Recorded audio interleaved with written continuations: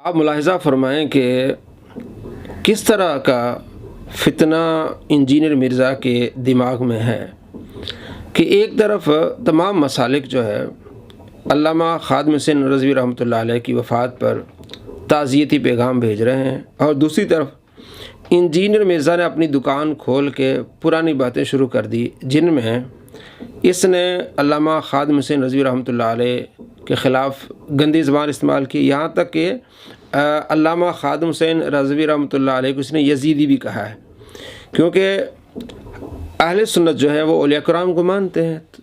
उसमें एक बहुत बड़े वली हैं अबू यज़ीद बिस्तामी रहमतुल्लाह अलैह, तो कहते हैं आप औलिया को मानते हैं, उसमें अबू यज़ीद बिस्तामी भी हैं, तो आप यज़ीदी हैं। जनाब अगर अल्लामा ख़ादिम हुसैन रज़वी रहमतुल्लाह अलैह यज़ीदी थे तो इमाम इब्न हजर अस्क़लानी रहमतुल्लाह अलैह वो भी उनको मानते, उन्होंने भी इसका ज़िक्र किया है। मीज़ानुल इत्तिदाल जिल्द नंबर 3 सफ़ा नंबर 474। और इमाम ज़ाबी रहमतुल्लाह अलैह फरमाते सुल्तानुल आरिफ़ीन अबू यज़ीद तैफूर बिन ईसा शरोसान। तो ये देखें, अब ये भी क्या यज़ीदी होंगे? अल्लाह के वलियों का एहतराम करना चाहिए, लेकिन इस तरह की ज़बान। फिर आगे जनाब इसी अपनी दुकान में कि जनाब वो तो अल्लाह को प्यारे हो गए, मैं जब वो ज़िंदा थे तब मैं कहा करता था कि जो किताबें हैं जिनमें गुस्ताखाना इबारात हैं तो उनके ख़िलाफ़ एहतजाज किया जाए, तो आप क्यों एहतजाज नहीं कर रहे? तो सारे एहतजाज जो है वो अल्लामा ख़ादिम हुसैन रज़वी साहब करें। अगर आप में है ताकत कि आप करें एहतजाज, या सिर्फ 10 बाय 10 कमरे में बैठ के एसी के काले कमरे में बैठ के जनाब आपने अपनी झाड़नी है और हर बंदे को आपने जो है वो गुस्ताख कहना है। अगर आप ये कहते हैं कि मैं बहुत बड़ा आशिक रसूल हूँ, आज आपका हम टेस्ट लेते हैं आप ही की ज़बान से। दोस्तों मैं आगे आपको इसकी वीडियोस दिखाने वाला हूँ जिसमें ये कहता है कि एक ऐसी रिवायत है जिसको मान के बंदा बेईमान हो जाए। वो रिवायत मुस्नद अहमद में भी है और उसको अलबानी ने सही कहा है। इमाम बुखारी किताब अल अदबुल मुफरद में है, और इसके सामने जो किताब है मिशकातुल मसाबी उसमें भी वो रिवायत मौजूद है जिसके बारे में कहता है कि इसको मान के बंदा बेईमान हो जाए।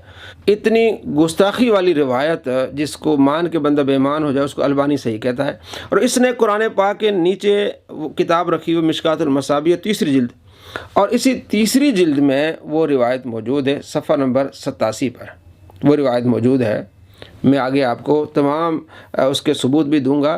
अगर ये बंदा आशिक रसूल है तो इसे चाहिए कि हर उस किताब को जला दे, जिस तरह कहता है कि फ़लाँ किताब को जला दो, फ़लाँ किताब को जला दो। इस पर हमने पिछले दिनों पूरी तफसील से वीडियो बनाई थी जिसमें हमने आपको बताया था कि आइंदा हम आपको इसकी क्लिप भी दिखाएंगे जिसमें ये कहता है कि जनाब मिशकातुल मसाबी है, अदबुल मुफरद है और मुस्नद अहमद में ऐसी रिवायत है जिसको इमाम अहमद बिन हंबल ने सही तो नहीं कहा, तो क्या सही ना कहने से क्या वो रिवायत ज़ईफ़ होती है?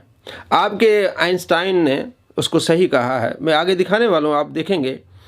तो अब ये कहता है कि जनाब उन किताबों को जला देना चाहिए जिनमें गुस्ताखाना इबारात हैं। तो जनाब आपके बकौल मिशकातुल मसाबी में ऐसी रिवायतें हैं जो गुस्ताखी पर मबनी है, और आपके बकौल बुखारी में ऐसी रिवायत है जो गुस्ताखी पर मबनी है। तो अब आपका वो कानून किधर जाता है? सिर्फ़ औलिया किराम के बारे में अपनी तरफ से जो आपने गुस्ताखाना इबारात लिखी हैं जनाब, वो सारी इबारात तो तफासिर में मौजूद है, वही इबारात तो कुतुब अहादीस में मौजूद है।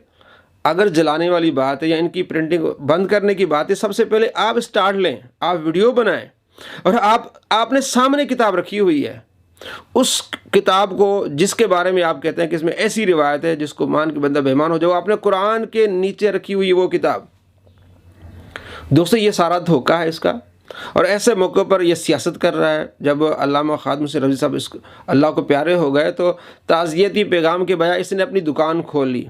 जनाब फ़लाँ किताब में गुस्ताखी है, फ़लाँ में गुस्ताखी है, फ़लाँ में गुस्ताखी है, उनकी प्रिंटिंग बंद कर देनी चाहिए। भाई आप करें एहतजाज, हम आपके साथ हैं, आप खड़े हो जाएँ।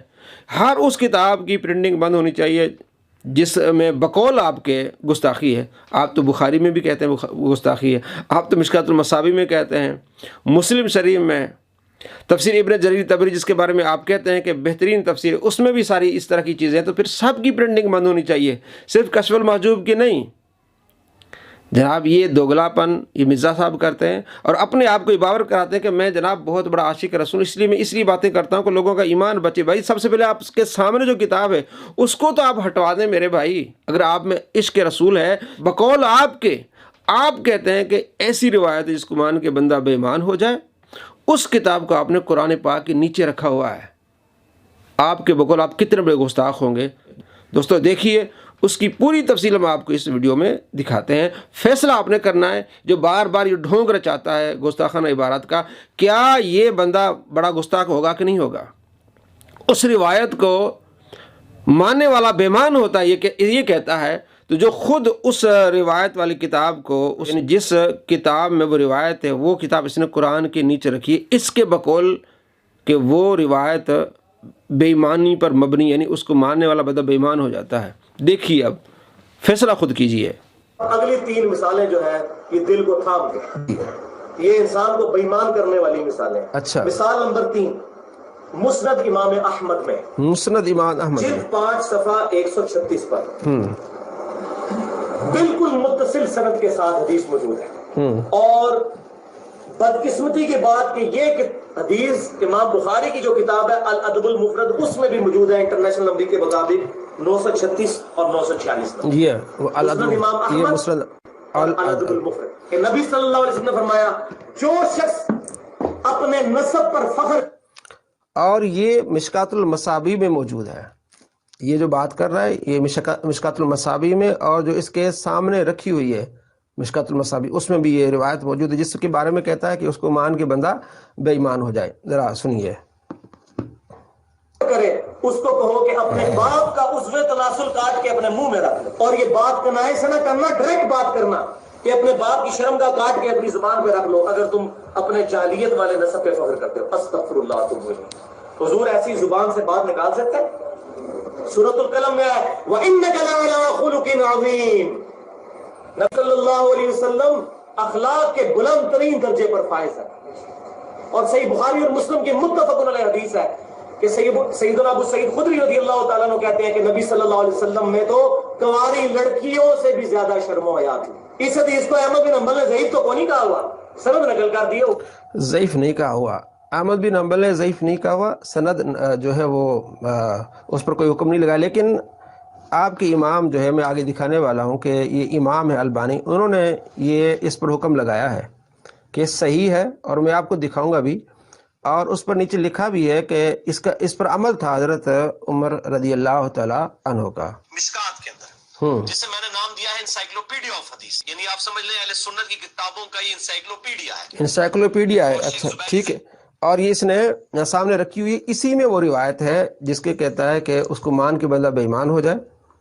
تو اب یہ فتویٰ لگائے البانی پہ کہ البانی نے اس کو مانا ہے اور اس کو صحیح کہا ہے، اور آپ نے اپنے سامنے یہ کتاب رکھی ہوئی ہے اور میں آپ کو دکھانے والا ہوں۔ یہ دیکھیں، یہ روایت مسند احمد میں یہ روایت ہے، اگر آپ کو نظر آ جائے یہ دیکھیں، یہ روایت ہے 9737، اور اس کا اسٹیٹس کیا ہے یہ بھی میں آپ کو دکھانے والا ہوں تاکہ آپ کو یقین ہو جائے کہ یہ بندہ کس طرح آپ کے ساتھ فراڈ کر رہا ہے۔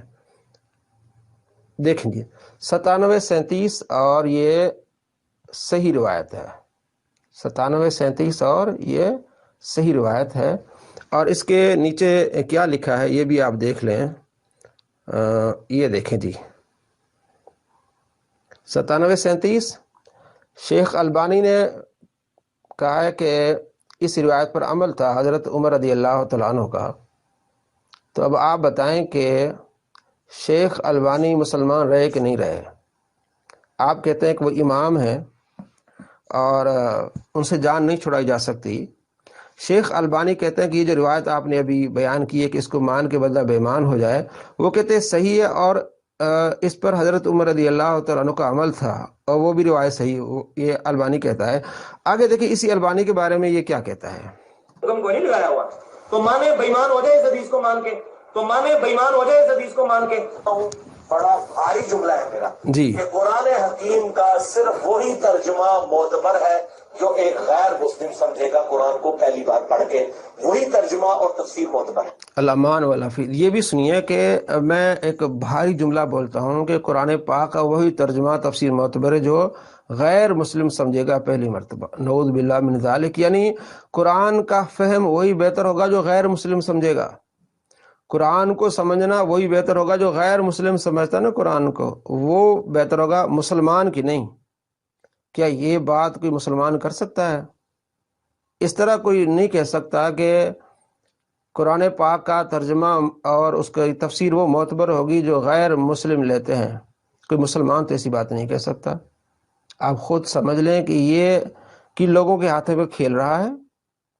قرآن پاک کے بارے میں یہ کہہ رہا ہے، اور احادیث دیکھیں، حدیث میں اگر کوئی بھی بندہ کافر آ جائے تو حدیث نہیں مانی جائے گی، اس کا فہم نہیں مانا جائے گا۔ تو قرآن تو بہت اعلیٰ چیز ہے، تو اس طرح کا بیان دینا کہ قرآن پاک کا تفسیر اور اس کی تشریح وہ مانی جائے گی جو غیر مسلم لے گا، آپ پہلی مرتبہ پڑھ کے، نعوذ باللہ من ذالک۔ آگے دیکھیے جی، مسلمان کی نہیں۔ اور الحمدللہ یہ جو شیخ ناصر الدین البانی ہے رحمہ اللہ، جن کو میں کہتا ہوں کہ وہ نیوٹن اور آئنسٹائن تھے اہل سنت کے، ان کے پاس جو ہے وہ ڈگری تو کوئی نہیں تھی، ساتھ تھے ہماری طرح، وہ انجینئر ہی تھے، آپ کہہ رہے ہیں اعتبار سے۔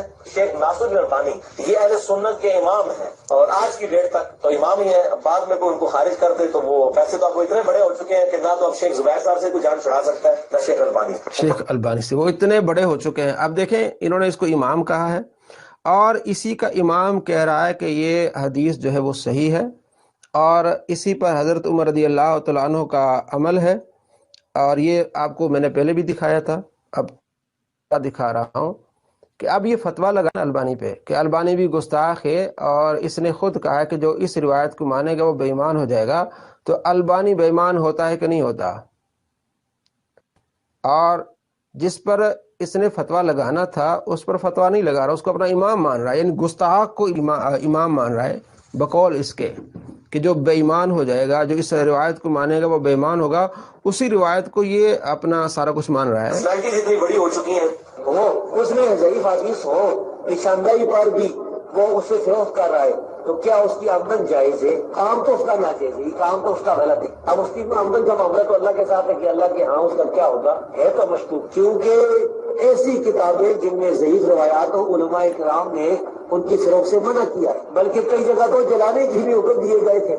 سٹارٹ اس سے لیا تھا میں جی دوستو، یہ بھی آپ نے سنا کہ ایسی کتابیں جن میں ضعیف روایات ہوں ان کو جلانے کا حکم دیا گیا، نعوذ باللہ من ذالک۔ اس کے سامنے یہ مشکات المصابیح، اس میں 1600 روایات ضعیف ہیں، تو ان کے ہی جو امام ہیں وہ کہتے ہیں کہ ان کو جلانے کا حکم ہے۔ آپ نے غور کرنا ہے، آپ نے اس پر دیکھنا ہے کہ یہ آپ کے ساتھ کس طرح کا فراڈ ہو رہا ہے۔ ایک طرف تو کہتے ہیں کہ ان کتابوں کو جلا دے جن میں گستاخی ہے، اور وہ کتابیں اپنے سامنے بھی رکھی ہوئی ہیں۔ یہ ڈبل گیم ہے کہ نہیں ہے؟ اگر آپ کو نبی علیہ السلام کی عزت پیاری ہے تو آپ ان کو جلا دیں، اگر آپ صلی اللہ تعالیٰ علیہ وآلہ وسلم کی ناموس کا دفاع کر رہے ہیں تو آپ نے سامنے کتابیں رکھی ہوئی ہیں۔ اور یہ ادھر یہ بخاری جس کے بارے میں اس نے خود کہا ہے کہ اس میں ایسی روایت ہے جس میں گستاخی ہے۔ صحیح بخاری میں جو آیا ہے کہ نبی صلی اللہ علیہ وآلہ وسلم نے کئی مرتبہ خودکشی کی کوشش کی، کیا ایسی بات پیغمبر اسلام کے شایان شان صحیح معلوم ہوتی ہے؟ کیا ایسی روایت بیان کرنا سراحتاً گستاخی نہیں ہے؟ واقعتاً یہ گستاخانہ چیز ہے۔ جی واقعتاً یہ گستاخانہ چیز ہے۔ تو آج ہم نے صرف آپ کو یہ دکھایا اس کا دوگلا پن اور اس کا دوسرا چہرہ، کہ یہ جواب دیں گے کہ نہیں جی احادیث کہاں اور یہ کشف المحجوب کہاں۔ بھائی یہ نہیں دیکھا جائے گا، دیکھا یہ جائے گا کہ نبی علیہ السلام کی گستاخی کہاں ہوئی ہے آپ کے بقول۔ اگر وہاں گستاخی ہے آپ کے بقول یہاں بھی گستاخی ہے، اگر ان کا جلایا جائے گا تو آپ کے بقول ان کو بھی جلایا جائے گا۔